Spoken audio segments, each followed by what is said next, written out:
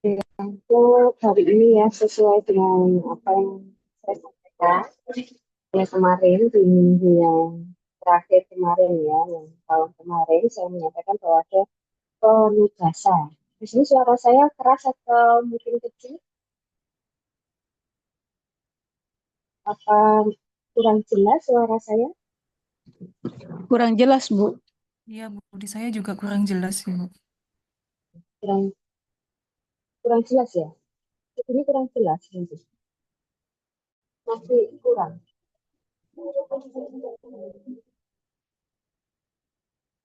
Masih kurang jelas. Putus Ibu. Oke, oke. Ini kalau begini sudah jelas? Sudah jelas, Ibu. Sudah jelas Oke. Ibu.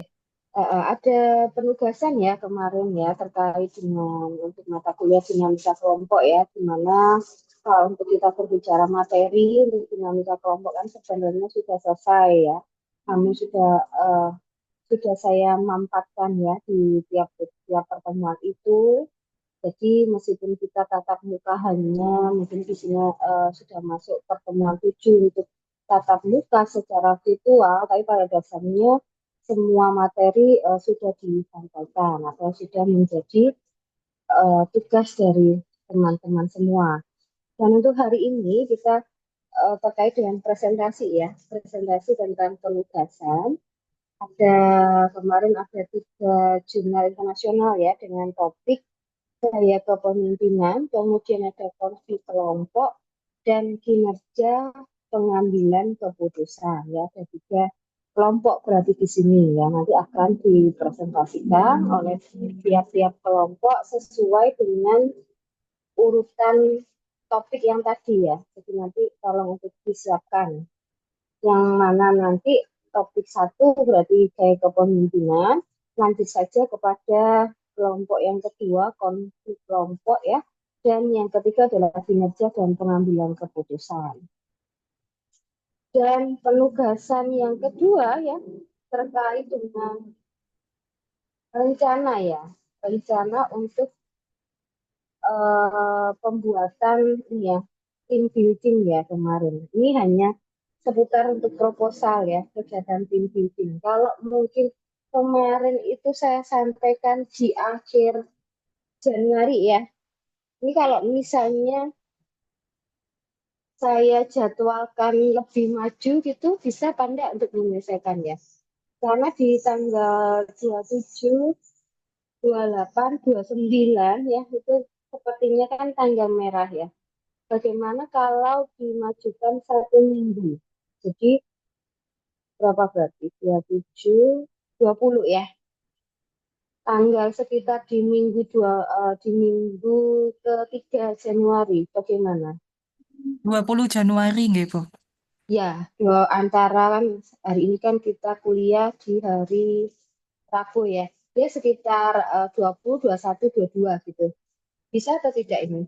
Karena kan ternyata untuk pelaporan dari nilai ya nilai teman-teman atau nilai pada semester gasal ini maju. Jadinya kan kami harus memasukkan itu di minggu ketiga ya sekitar tanggal 25 seperti itu. Nah, oleh karena itu kan kami butuh untuk menilai ya, menilai dari berkas dari teman-teman semua. Nah, ini kalau bisa di tanggal sekitar 20, 21, 22. Bisa ya? Nggih, Ini kan baik, hanya, Bu. ya, Baik, Bu. ini kan hanya proposal saja. Izin Ibu tanya, ini kan kami 3 kelompok gitu. Kelompoknya juga tetap sama ya Bu, seperti timnya seperti ini, ada 3 kelompok. Nanti misal proposal permainan dinamikanya itu beda-beda nggih Bu, setiap kelompok. Iya, kemarin saya sampaikan untuk timnya kemarin ada berapa? Kemarin ada 3 kelompok Ibu. Saya sampaikan 3 kelompok ya. Nggih, tiga Jadi ada kelompok. 3 kelompok. Ya tentunya dengan topik yang berbeda ya. Ya, Permainannya jadi juga berbeda. jadi kami yang membuat acara ya, membuat acara ya Bu ya. Jadi kayak biayanya Mm, berapa, tujuannya mm, apa, orangnya berapa gitu nih Bu. Saya semacam IO ya, kita seperti Ya, ya, mm, baik Ibu. ya. Ya. Hanya proposal saja ya. Kan kemarin tuh saya sampaikan kalau tahun kemarin itu teman-teman AJ RPL itu bisa hadir. Kayaknya tahun kemarin itu bisa hadir lengkap ya. Namun kan untuk saat ini kan karena mungkin keterbatasan waktu juga kan saya juga ada akan akan sering dinas luar ya. Jadi kemungkinannya untuk mengumpulkan dari teman-teman juga akan kesulitan. Oleh karena itu, untuk pertemuan ini atau untuk mata kuliah ini pada pertemuan ini, saya memberikan tugas hanya membuat. Tapi kalau bisa proposalnya harus harus yang perfect ya, harus sesuai dengan apa yang saya hendaki. Ada bayangan ya. Jadi kita semacam panitianya gitu. Kita semacam panitianya membuat suatu kegiatan untuk membangun tim itu seperti apa. Namun ini disesuaikan dengan materi ya, materi atau capaian di dalam mata kuliah dinamika kelompok. Karena kan di sini tentunya ada tujuan ya, tujuan yang spesifik. Nah, tujuan yang spesifik ini tentunya masuknya pada materi-materi yang kemarin yang sudah kita diskusikan atau yang sudah kita bahas. Baik capaiannya. Nah, di sini kan juga ada desain ya, atau mungkin alur ya, alur permainan. Nah, ini mungkin bisa dibuat semacam kerangka, ya, kerangka permainan itu seperti apa. Kalau memang ada berapa kelompok, ya di situ mungkin digambarkan ada berapa kelompok. Mungkin misalnya ada 10 kelompok ya, 10 kelompok. Mungkin di tiap pertama permainan itu yang bermain mungkin hanya 2 kelompok. Itu diberikan contoh seperti itu. Jadi harus jelas terkait dengan sasarannya, kemudian jumlahnya berapa. Nanti kalau mungkin dibagi ya jumlahnya berapa, kemudian dibagi tim-tim yaitu dijelaskan. Pokoknya ini dijelaskan yang lengkap saja, yang rumit.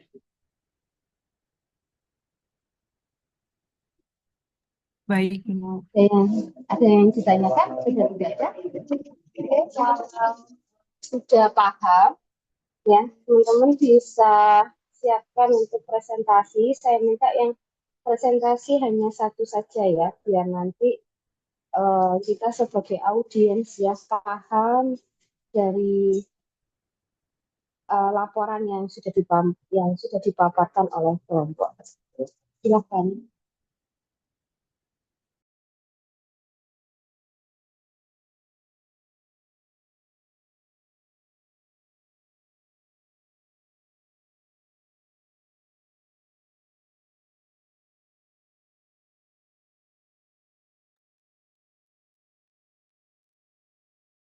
Ini sih Bu, ini langsung dimulai dari kelompok 1 terlebih dahulu.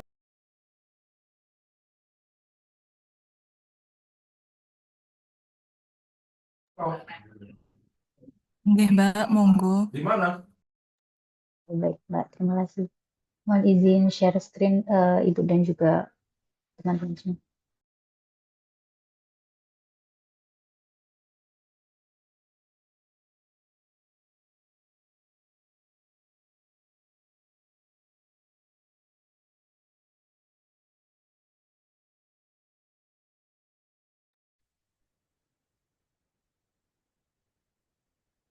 Baik, sebelumnya izin Bu, ini untuk yang 1 orang tadi, maksudnya 1 kelompok yang presentasi atau 1 orang 1 kelompok? Yang presentator hanya 1 orang saja di tiap kelompok.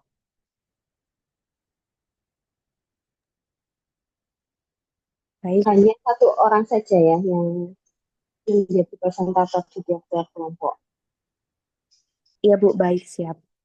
Izin, saya perwakilan dari kelompok 1 akan membahas terkait gaya kepemimpinan, di mana dari kelompok 1 sendiri akan membahas jurnal yang berjudul Peran Gaya Kepemimpinan 4 Goal untuk meningkatkan motivasi kerja karyawan, the role of bad goal leadership style in improving employment motivation. Di mana ini adalah penulisnya Indasari dan Manafe pada tahun 2022. Selanjutnya, baik anggota kelompok kami izin ada Mbak Dewi Husna, ada Mbak Samara Salma, dan saya sendiri yaitu Nadira Ismawati. Next. Terkait gaya kepemimpinan sendiri adalah metode, cara, dan kemampuan tertentu yang digunakan pemimpin untuk mempengaruhi, membimbing, mendorong, dan mengendalikan orang lain atau bawahan untuk mencapai tujuan melalui perilaku, komunikasi, dan juga interaksi, di mana seorang pemimpin perlu memikirkan gaya kepemimpinan yang tepat dengan situasi organisasinya atau kelompok yang dapat memaksimalkan kinerja dan mudah menyesuaikan dalam situasi organisasi. Gaya kepemimpinan sendiri merupakan pola menyeluruh dari tindakan seorang pemimpin baik secara langsung dan tidak langsung terhadap bawahannya. Next. Nah, nantinya paper ini bertujuan untuk mengetahui terkait gaya kepemimpinan dan motivasi pegawai dari jenis-jenis gaya kepemimpinan, tantangan dan peluang dalam menerapkan gaya kepemimpinan, serta pengaruh gaya kepemimpinan sendiri terhadap kinerja karyawan berdasarkan jurnal yang saya sampaikan tadi, yaitu peran gaya kepemimpinan Padgo untuk meningkatkan motivasi kinerja karyawan. Next. Baik, ini saya sampaikan dulu apa itu gaya kepemimpinan dan apa itu motivasi pegawai. Gaya kepemimpinan sendiri yaitu suatu ilmu atau seni dalam memberikan pengaruh terhadap individu atau kelompok agar dapat bekerja sama dan saling memberikan dukungan untuk pencapaian tujuan organisasi. Nah, itu dari definisi gaya kepemimpinan. Sedangkan untuk motivasi pegawai sendiri adalah dorongan internal dan eksternal yang mendorong pegawai untuk bekerja dengan baik dan mencapai tujuan yang diinginkan. Next. Ada jenis-jenis gaya kepemimpinan, di sini ada 4. Yang pertama yaitu gaya kepemimpinan direktif, di mana gaya kepemimpinan ini mendefinisikan bahwa seluruh keputusan berada di tangan pemimpin dan tidak melibatkan pihak lain, sehingga dalam pengambilan keputusan tidak ada keterlibatan dari bawahan ataupun karyawan. Nah, untuk yang kedua sendiri ada gaya kepemimpinan suportif, di mana gaya kepemimpinan ini termasuk paling mudah diterapkan karena pemimpin memberikan arahan kepada karyawan dan mau bekerja sama dengan karyawan. Next.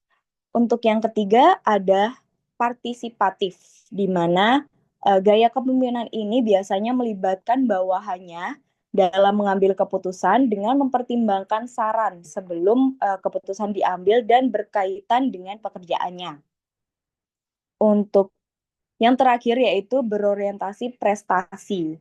Nah, untuk gaya kepemimpinan ini mengajak bawahan untuk berlomba-lomba menyelesaikan pekerjaan yang diberikan oleh pemimpin.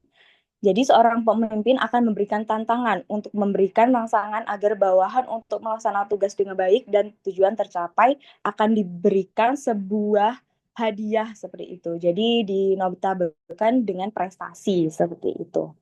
Lanjut. Ini ada pengaruh gaya kepemimpinan terhadap kinerja pegawai.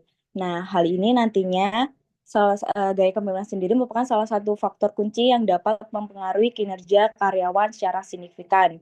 Dari cara seorang pemimpin berinteraksi, memotivasi, dan mengarahkan timnya, apakah akan berdampak langsung dan bagaimana dari keempat tadi akan dijelaskan di gaya kepemimpinan ini. Next.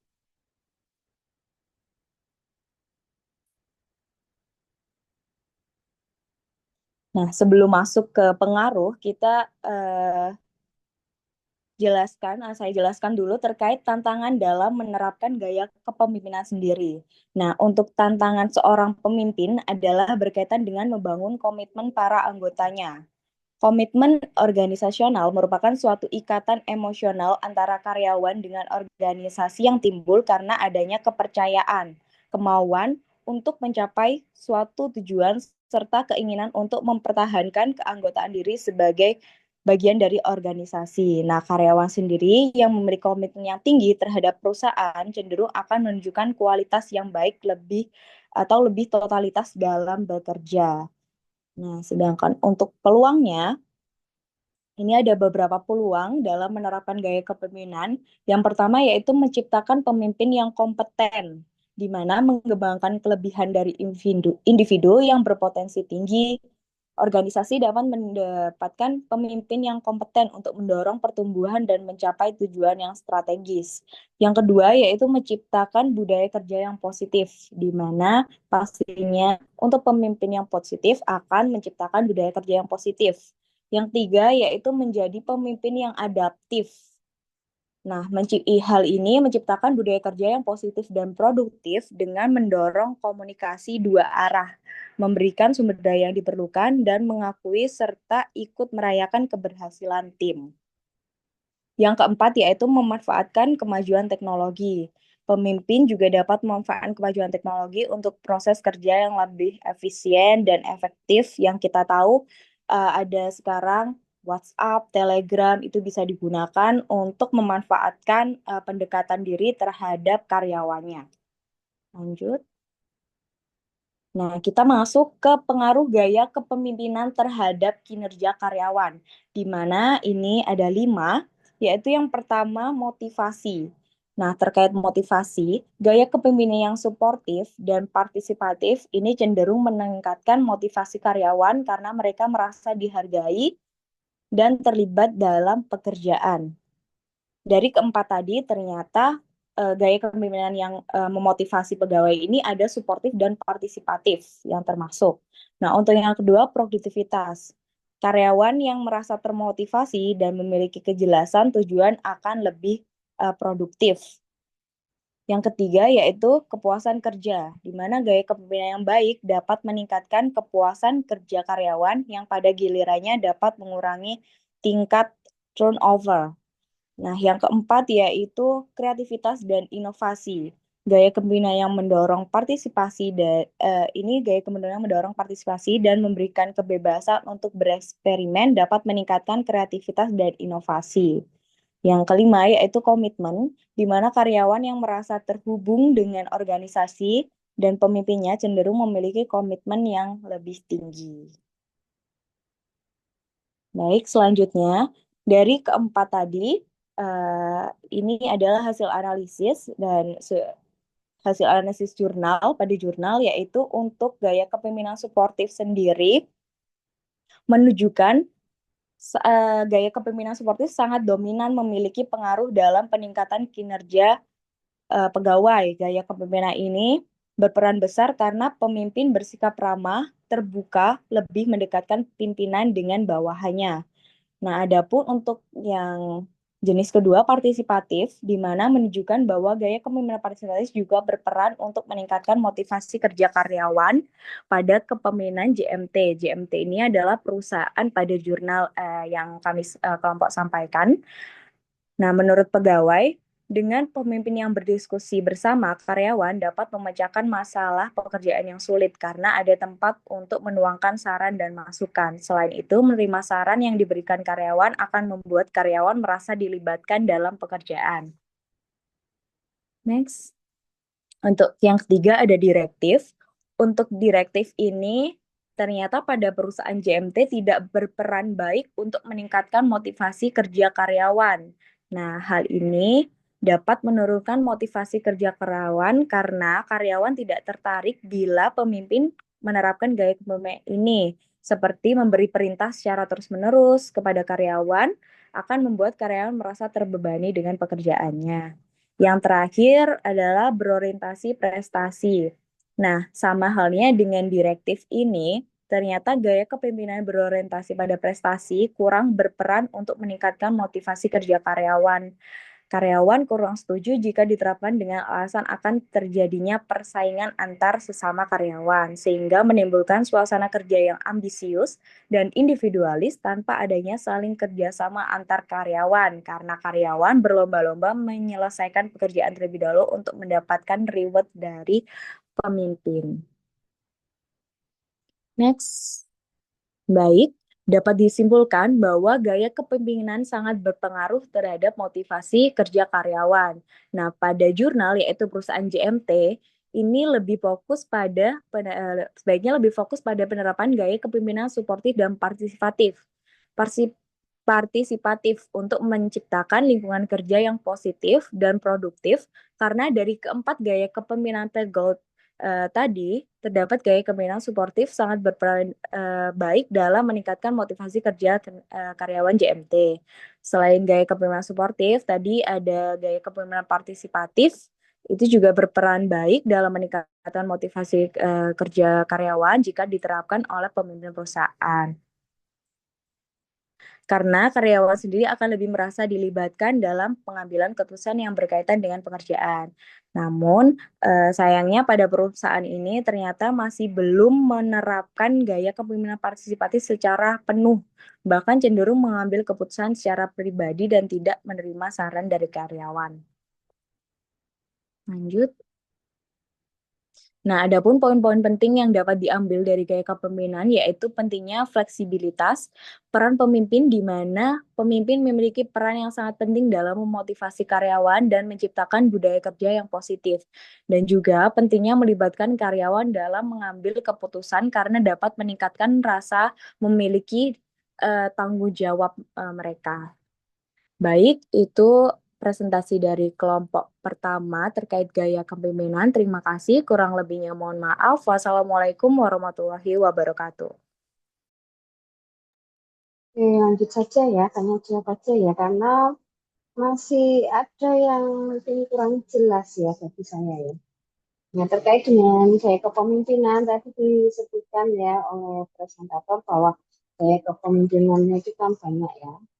Nah, namun di sini tadi mungkin ada yang bisa menjelaskan ya terkait dengan masalah utama pada jurnal tersebut apa, sehingga masalah tersebut itu ada kaitannya dengan gaya kepemimpinan. Tapi sepertinya kurang dijelaskan ya tentang masalah pada jurnal itu apa. Hanya dijelaskan gaya kepemimpinan pada partisipatif gitu ya.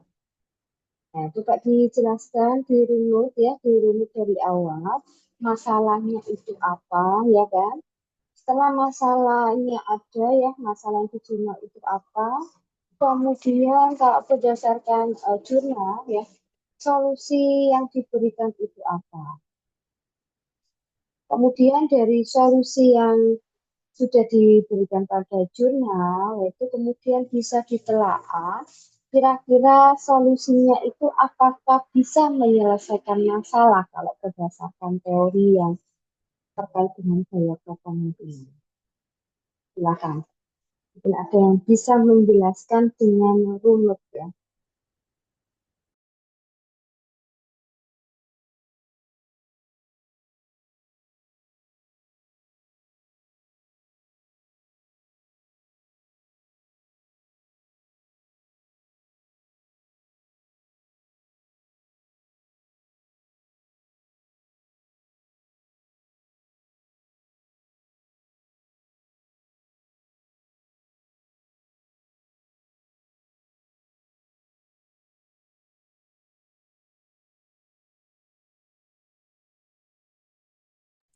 Baik, mungkin saya izin menambahkan terlebih dahulu untuk terkait masalah pada jurnal kelompok kami yang ambil, yaitu terkait peran gaya kepemimpinan Pegol untuk meningkatkan motivasi kerja karyawan, di mana masalah utamanya adalah dikarenakan padatnya pekerjaan pada karyawan PT JMT atau Jaya Mulia Teknik, yaitu terjadinya mengalami penurunan kinerja. Nah, hal ini ternyata setelah dianalisis disebabkan kurangnya komunikasi antara pemimpin dan bawahannya, sehingga pemimpin ini dianggap kurang melibatkan karyawan dalam pengambilan keputusan. Nah, sehingga pada jurnal ini akhirnya menganalisis mana gaya kepemimpinan yang cocok, yang bagus untuk perusahaan agar kinerja karyawan ini meningkat. Seperti itu. Mungkin intinya seperti itu, Bu.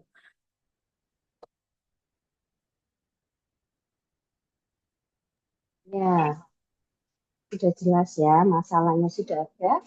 Solusi yang diberikan oleh jurnal itu. Kemudian menurut kalian, apakah solusi yang diberikan pada jurnal itu sudah sesuai? Ya kan? Maksudnya sesuai di sini, sesuai dengan teori yang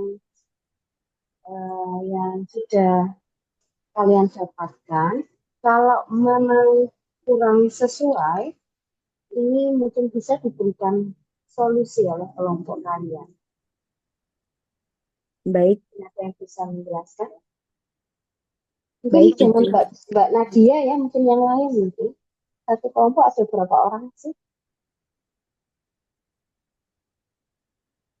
Izin, Bu, 3 Empat ya? orang. Ya, 3. silakan yang lain dulu aja.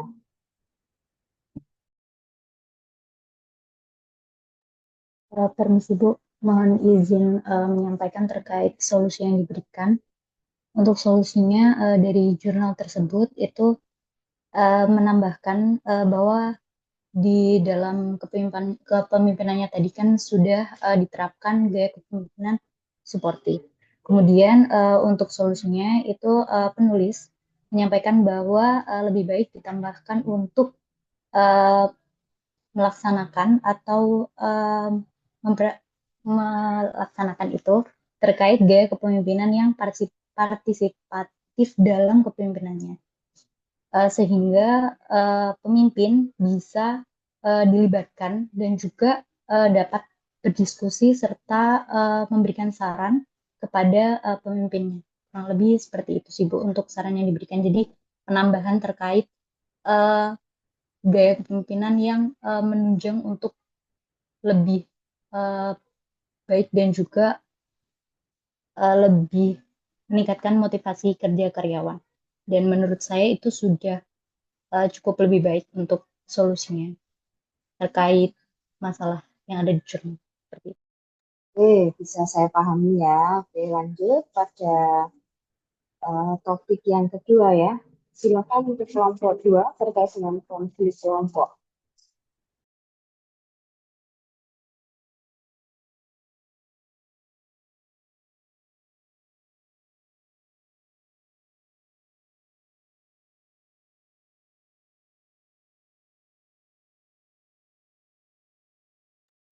Izin Ibu. Apakah PPT-nya sudah terlihat teman-teman? Sudah, Pak. Assalamualaikum warahmatullahi wabarakatuh. Dan selamat malam. Izinkan kami dari kelompok 2 untuk menjelaskan konflik kelompok. Tim kami ada Mbak Dewi Andenin, saya sendiri Clara Karunia, Mas Pani Ilham, dan Mas Farid. The role of group dynamic in resolving conflict, di mana kata konflik berasal dari bahasa Latin conflix, yang berarti saling menyerang. Kata konflik secara sosiologi diartikan sebagai suatu proses sosial antara 2 orang atau lebih, atau kelompok, di mana salah satu pihak berusaha menyingkirkan pihak lain dengan cara menghancurkan atau membuat pihak lain tidak berdaya. Konflik juga dapat diartikan sebagai hubungan antara 2 pihak atau lebih, individu atau kelompok, yang mempunyai tujuan atau kepentingan yang berbeda. Konflik yang muncul dalam suatu organisasi dapat mempengaruhi keberlangsungan organisasi tersebut. Ada banyak alasan mengapa konflik muncul, seperti perbedaan kebutuhan, perbedaan nilai, dan cara pencapaian yang berbeda. Ada pula kendala terkait kekuasaan, status, sumber daya tertentu seperti waktu, popularitas, dan uang, serta persaingan atau viral. Dalam organisasi tentunya terdapat cara untuk menyelesaikan konflik agar tidak berlarut-larut. Salah satunya adalah dinamika kelompok. Untuk mencegah terjadinya konflik, sebaiknya dikaji terlebih dahulu penyebab-penyebab tersebut. Yang pertama adalah perselisihan dan konflik dapat timbul karena adanya perbedaan pendapat, di mana masing-masing pihak merasa lebih hebat dibandingkan dengan pihak lainnya. Jika perselisihan ini akut, maka dapat menimbulkan rasa tidak enak, ketegangan, dan lain-lain. Yang kedua adalah kesalahpahaman adalah sumber konflik lainnya. Misalnya, meskipun perilaku seseorang bertujuan baik, pihak lain menganggap perilaku tersebut merugikan. Yang ketiga adalah kedua belah pihak merasa dirugikan, perilaku seseorang mungkin dianggap merugikan pihak lain, atau kedua belah pihak mungkin merasa dirugikan oleh pihak lain. Proses dinamika kelompok dimulai dari individu yang datang ke dalam kelompok dari latar belakang yang berbeda-beda dan tidak saling mengenal antara individu dalam kelompok tersebut. Mereka sedingin es dan mengeras. Individu-individu yang terlibat dalam kelompok berusaha untuk mengenal individu lainnya. Proses ini disebut memecahkan kebekuan. Begitu mereka saling mengenal, diskusi kelompok pun dimulai. Terkadang bisa memanas. Proses ini disebut storming dan berujung pada perubahan sikap dan perilaku individu. Pada tahap ini, individu mengenali proses pengembangan pribadi. Di sisi lain, masing-masing kelompok memerlukan seperangkat atau mainan yang disepakati bersama. Berdasarkan aturan tersebut, individu dan kelompok melakukan aktivitas yang berbeda. Proses dinamika kelompok tergambar dengan baik pada diagram berikut. Di sini ada diagram individu, ice breaking, storming, forming, norming, dan performing. Jenis-jenis konflik. Yang pertama adalah konflik intrapersonal, kemudian konflik antara individu dan sebuah kelompok, konflik interpersonal, dan konflik antar kelompok. Teknik resolusi konflik. Teknik upaya untuk menyelesaikan perselisihan dan menemukan solusi yang disetujui kedua belah pihak. Jenis-jenis resolusi konflik adalah rekonsiliasi, persuasiasi, negosiasi, pemecahan masalah integratif, alternatif, solusi, pemaksaan, dan penindasan, intervensi pihak ketiga. Kesimpulannya, komunikasi yang efektif dalam dinamika kelompok merupakan elemen penting dalam menyelesaikan konflik kelompok. Anggota kelompok perlu mendengarkan satu sama lain dengan empati. Mereka harus mengartikulasikan posisi mereka dengan jelas dan mencoba memahami sudut pandang satu sama lain. Kerjasama dan kompromi harus diprioritaskan karena konflik seringkali muncul karena perbedaan kepentingan, nilai, dan pandangan di antara anggota kelompok. Dalam penyelesaian konflik, penting untuk mengintegrasikan berbagai kepentingan dan mencari solusi yang mendorong kerjasama. Kemampuan bekerja sama secara konstruktif dan berkompromi dapat membantu mencapai hasil yang memuaskan bagi semua pihak.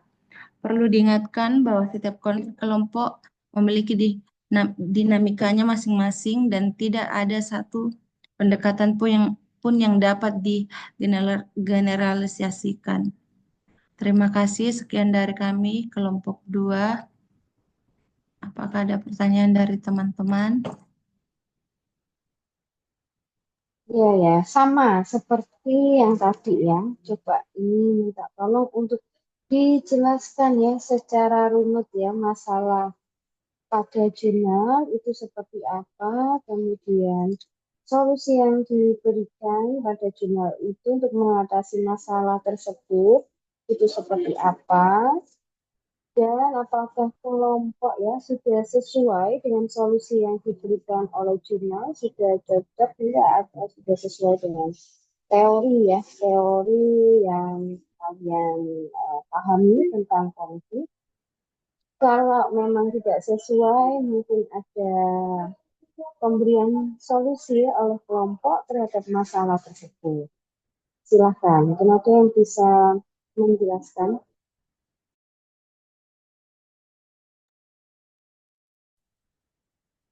Izin Ibu, saya untuk menjelaskan untuk konflik yang ada di jurnal itu konflik di suatu organisasi Ibu yang mereka berbeda pendapat dan saling berbeda pendapat dan menyebabkan ketegangan di antara kelompok-kelompok lain atau individu-individu lain, Bu. Dan untuk solusinya yaitu solusinya tadi yang seperti yang dijelaskan tadi itu Ibu, ada pendekatan sebentar.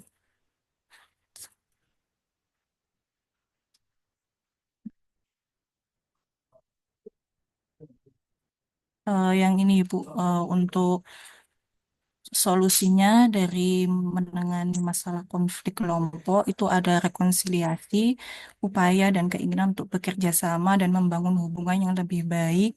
Persuasi yaitu upaya untuk mengubah sudut pandang pihak lain dengan menunjukkan atau menunjukkan kerugian yang mungkin terjadi disertai dengan bukti faktual dan ada yang negosiasi. Itu menciptakan pencapaian solusi yang dapat diterima oleh kedua belah pihak melalui pertukaran konsensi yang dapat diterima.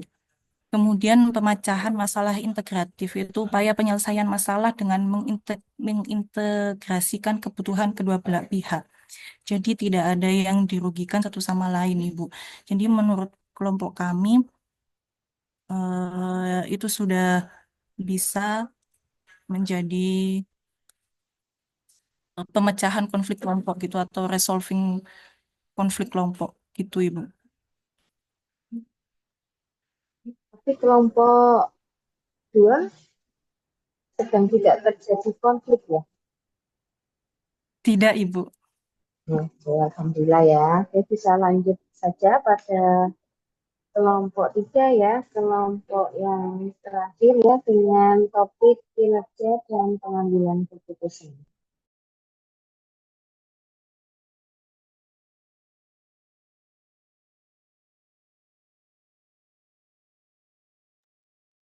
Baik, selamat malam semuanya. Apakah screen saya sudah terlihat? Sudah, Mbak. Halo, baik. Selamat malam semuanya. Di sini saya perwakilan dari kelompok 3 dengan topik kinerja dan pengambilan keputusan. Untuk anggota kelompoknya ada Farel Asmi, lalu ada saya sendiri, Aulia Nindya Putri, ada Imania Husna Salma, dan Carolina Sapo. Untuk jurnal yang kami gunakan, judulnya Knowledge Management, Decision Making Style and Organizational Performance. Untuk jurnalnya, yaitu Journal of Innovation and Knowledge 4 tahun 2019. Untuk penulisnya, ada Muhammad Abu Bakar, Hamzah El Rehail, Mahir Ahmad Al-Tailat, dan Alef LC. Untuk reviewernya ada dari kelompok kami, dan tanggalnya 3 Januari 2025. Yang pertama ada abstrak, yaitu literatur tentang Industri 4.0 menunjukkan bahwa manajemen pengetahuan dan strategi pengambilan keputusan adalah faktor yang penting bagi organisasi. Jurnal ini menjelaskan kerangka kerja untuk manajemen pengetahuan dan gaya pengambilan keputusan dengan cara review literatur. Penelitian ini mengusulkan sebuah kerangka yang menjelaskan hubungan faktor pendukung manajemen pengetahuan dengan kinerja organisasi. Jurnal ini juga menunjukkan bahwa gaya pengambilan keputusan, baik secara intuitif maupun rasional, akan mempengaruhi hubungan penciptaan pengetahuan dan kinerja organisasi. Selanjutnya, ada pendahuluan. Penelitian dalam jurnal ini berkontribusi dalam beberapa cara untuk mencapai pemahaman yang lebih jelas tentang peran manajemen pengetahuan dan gaya pengambilan keputusan terhadap kinerja organisasi. Yang pertama, hal ini menciptakan pendekatan operasional dan teoritis yang kuat terhadap kinerja organisasi melalui pemanfaatan kerangka teori terkait pengetahuan. Yang kedua, penelitian sebelumnya menunjukkan bahwa pengetahuan yang memungkinkan dan proses menjamin keberhasilan organisasi melalui kinerja organisasi. Penelitian ini berfokus pada praktik karena upaya pengambilan keputusan yang akurat dapat memperkuat rantai hubungan. Dengan demikian, dapat disimpulkan bahwa gaya pengambilan keputusan secara intuitif dan rasional memiliki hubungan dengan proses penciptaan pengetahuan dan kinerja organisasi. Selanjutnya, untuk pembahasan, Borman dan Motowitlo 1993 mendefinisikan kinerja sebagai tindakan atau perilaku yang berkaitan dengan tujuan organisasi. Kinerja kerja individu terdiri dari 4 dimensi, yaitu yang pertama ada kinerja kontekstual yang menandakan perilaku karyawan yang mendukung lingkungan organisasi, psikologis, dan sosial. Yang kedua ada kinerja tugas yang menggambarkan kemahiran karyawan dalam melaksanakan pekerjaan. Yang ketiga, perilaku kerja kontraproduktif, yaitu perilaku merugikan yang dapat menghambat kesejahteraan organisasi. Dan yang keempat, ada kinerja adaptif yang merupakan kemahiran karyawan dalam menyesuaikan diri terhadap perubahan lingkungan kerja. Selain itu, James B. Whittaker dikutip LAN RI dan BPKB tahun 2000 juga menjelaskan bahwa pengukuran kinerja merupakan suatu alat manajemen yang digunakan untuk meningkatkan kualitas pengambilan keputusan dan akuntabilitas, serta digunakan untuk menilai pencapaian tujuan dan sasaran atau goals and objectives yang ingin dicapai. Selanjutnya, Scott dan Bruce 1995 mendefinisikan gaya pengambilan keputusan sebagai kebiasaan yang ditunjukkan individu ketika dihadapkan pada suatu masalah atau situasi tertentu. Gaya pengambilan keputusan dibagi menjadi dua, yaitu gaya pengambilan keputusan intuitif dan rasional. Yang pertama, yaitu gaya pengambilan keputusan intuitif, merupakan pengambilan keputusan yang berdasarkan perasaan atau pengalaman sebelumnya. Gaya pengambilan keputusan intuitif ini biasanya dipakai ketika informasi yang tersedia sangat terbatas dan sedang dihadapkan dengan situasi tertentu. Yang kedua, yaitu gaya pengambilan keputusan rasional yang merupakan pengambilan keputusan yang wajib mempertimbangkan sejumlah skenario alternatif. Pengambilan keputusan ini memerlukan evaluasi yang kritis terhadap bukti dan proses yang tersedia. Pengambilan keputusan secara rasional memiliki prosedur, yaitu pengambil keputusan harus menetapkan kriteria keputusan yang relevan, mengidentifikasi beberapa alternatif yang komprehensif, serta mengevaluasi alternatif secara objektif. Untuk kesimpulan, dalam penelitian ini dapat disimpulkan beberapa hal yang dapat mempengaruhi kinerja organisasi. Yang pertama ada kolaborasi, yang kedua dukungan IT, yang ketiga pembelajaran, yang keempat proses menciptakan pengetahuan secara keseluruhan, yang kelima gaya pengambilan keputusan baik yang rasional maupun intuitif.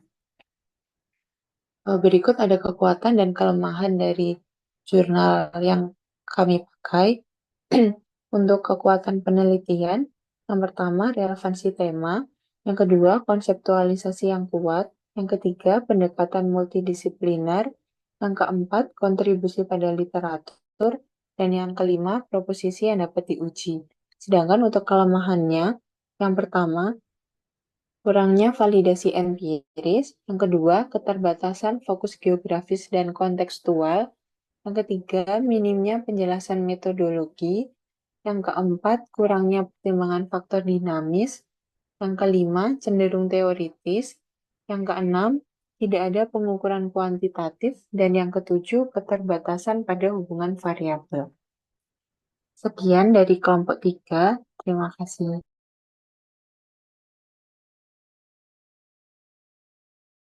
Ya. Kalau tadi yang dijelaskan ya, sepenangkap saya ini kan hanya yang jurnal pada kelompok 3 ya, terkait dengan literatur review gitu ya. Jadi menjelaskan di beberapa jurnal, kemudian dirangkum yang hasilnya ini gitu ya, yang hasilnya gitu tersebut. Nah, namun kalau berdasarkan kelompok 3, apa yang dijelaskan tadi ya, ada kinerja dan pengambilan keputusan yang ada di jurnal tersebut, itu kira-kira apakah bisa diadopsi? Saya nggak tahu tadi yang di jurnal itu untuk lokasinya ya, atau mungkin jurnal lokasi tempat penelitiannya di mana yang di jurnal ini.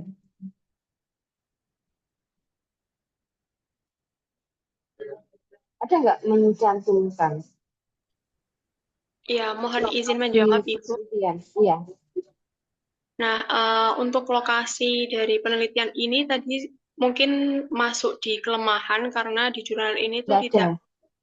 tidak dijelaskan Ada secara berapa spesifik. ada berapa jurnal yang di review dalam jurnal ini? Ada nggak? Kami mengambil satu jurnal, Ibu. Nah, ini kan tadi penjelasannya ini kan adalah semacam jurnal literatur review ya. Ya, tadi ya Oh, nggih. literatur review kan. Nah, otomatis kan ada beberapa referensi yang disampaikan tidak dilihat dalam metode metode penelitian terkait dengan pengambilan sampel ya. Mungkin pengambilan sampelnya itu adalah referensi. Itu ada beberapa referensi. Saya tadi tidak mendengarkan jelas. Kalau itu misalnya kalau di tempatnya adalah di luar Indonesia, ya, apakah kinerja dan pengambilan keputusan yang ada di jurnal tersebut itu bisa diterapkan tidak dalam dalam kehidupan bermasyarakat, dalam organisasi? Juga jawaban untuk itu.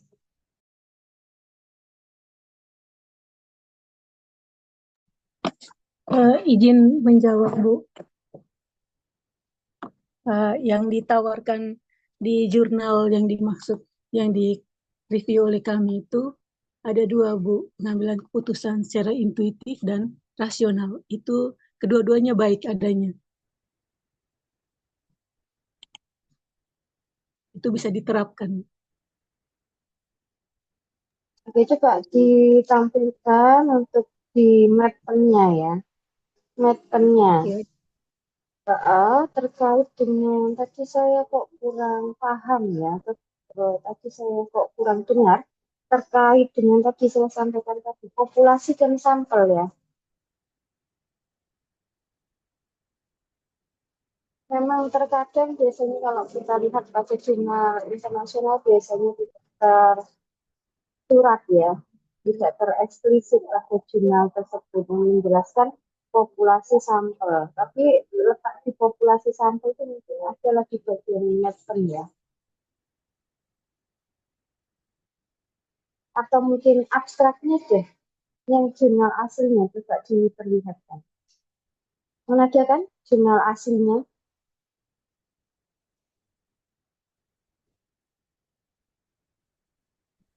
ada, Bu.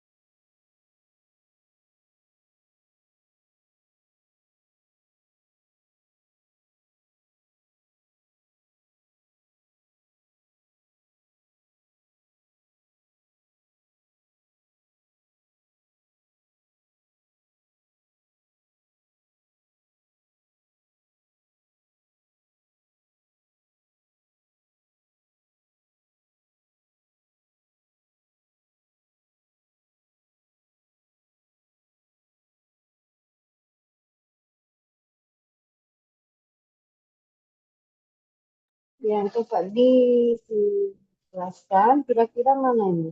Yang bagian sampel atau mungkin populasi ya?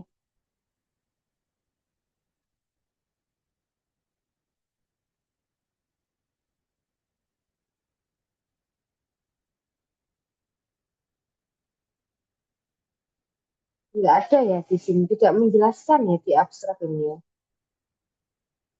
Tidak ada ya, itu Pak di bawah ya. Coba itu bagiannya ada introduction, terus ada method nggak atau metode gitu kan. Abstraknya tadi tidak ada ya sepertinya ya. Dia hanya menjelaskan latar belakangnya, kemudian tujuan gitu. Oke, di bawah coba introduction. Heeh, lanjut.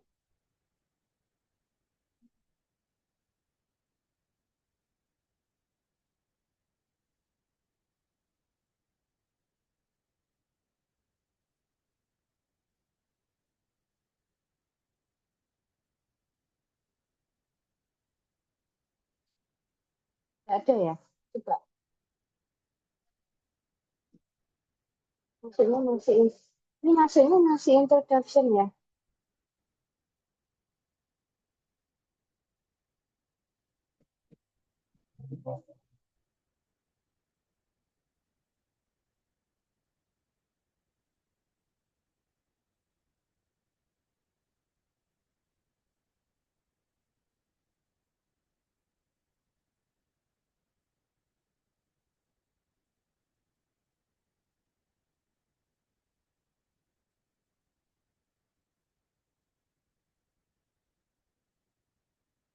Ya, ini sepertinya hanya literatur review ya. Jadi dia merangkum dari beberapa sumber ya untuk menemukan tadi kerangka kerjanya seperti apa kan gitu. Saya lihat seperti ini ya. Ya kurang pada khusus ya. Pembahasannya nggak ada berarti langsung introduction terus kesimpulan gitu.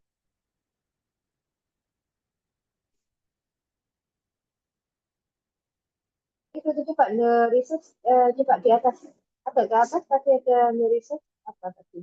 The research apa di atas? Oh, lebih ke atas lagi. Itu kayaknya ada dari set dua set itu kayaknya nggak ada ya. Nah, ini kan hanya ya dia review ya dari banyak jurnal, dari banyak referensi yang yang menjadikan satu. Dia mau buat kerangka ya, kerangka kerja kan seperti itu ya. Jadi dia kayak menjelaskan untuk lokasi penelitian dan sebagainya. Kemudian ada di sebelah kanan. Oke, oke. Oke, coba ke bawah lagi Mbak. Pelan-pelan bawah lagi, bawah lagi. Hmm. Oke, bawah lagi, bawah lagi. Hmm. Terus bawah lagi. Ya. Atas tadi, itu proposisi ya. Proposisi. Hmm. Oke, bawah lagi. Hmm.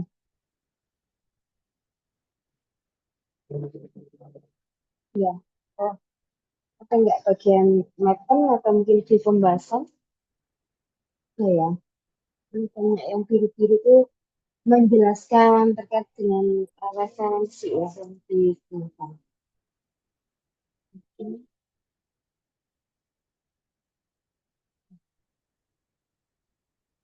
apa lagi?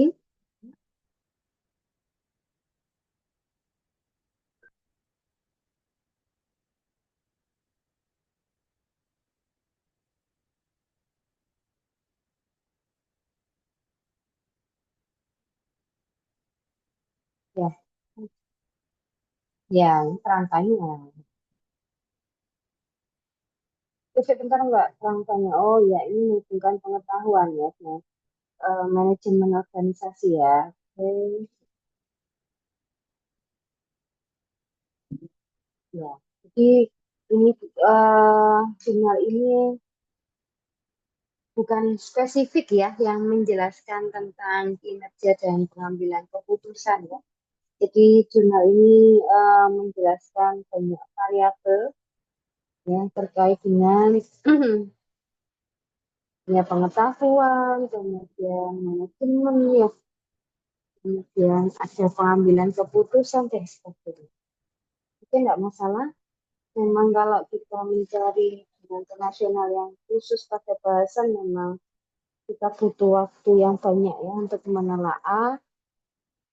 Jadi ini adalah salah satu ya latihan untuk teman-teman bagaimana bisa mencari jurnal ya, baik nasional maupun internasional. Kembali lagi, kalau kita berbicara pada kata kunci ya, kata kunci yang tersedia, mungkin kita bisa jadi kata kunci itu bisa jadi tereksplisit pada jurnal, namun ada juga yang tersirat ya. Tersirat itu berarti kita harus baca secara keseluruhan, baru kita paham apakah kata kunci yang kita cari itu sesuai atau tidak.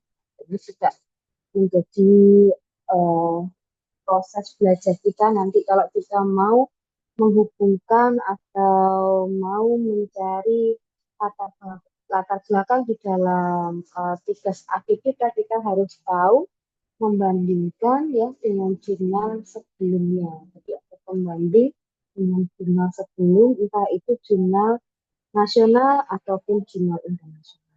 Kalau jurnal internasional, caranya tidak usah kita bahas secara, tidak usah kita baca secara keseluruhan karena butuh waktu yang lama ya, butuh tenaga yang lama.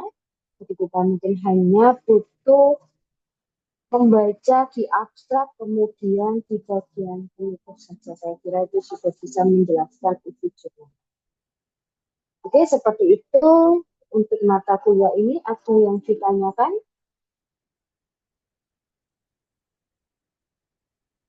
Tidak ada ya? Kalau tidak ada, Ada. kita ketemu, ya, kita ketemu saja dengan presentasi pada tugas akhir ya atau ujian akhir semester. Nanti saya minta untuk dibuatkan secara perfect ya, kemudian nanti dibuat PPT sebagus mungkin ya, sesuai dengan skills dari teman-teman ya, atau mungkin kegiatan tim building dari teman-teman. Kemudian untuk pengerjaan teman-teman untuk UAS, kalau untuk dikumpulkan ya, hanya dalam bentuk software saja, bisa dikumpulkan secara kolektif di Google Drive, PJMK atau mungkin teman. Silakan didiskusikan di minggu ketiga, butuh waktu kapan. Yang penting jangan Senin ya, Senin sepertinya saya lagi ada dinas tanggal 20. Ya, jadi mungkin bisa Selasa atau mungkin Rabu atau mungkin Kamis. Seperti itu saja dari saya. Terima kasih atas kehadirannya. Wassalamualaikum warahmatullahi wabarakatuh dan selamat malam. Waalaikumsalam warahmatullahi wabarakatuh. Terima Selamat kasih. malam. Waalaikumsalam warahmatullahi wabarakatuh. Terima kasih, Bu. Waalaikumsalam warahmatullahi wabarakatuh.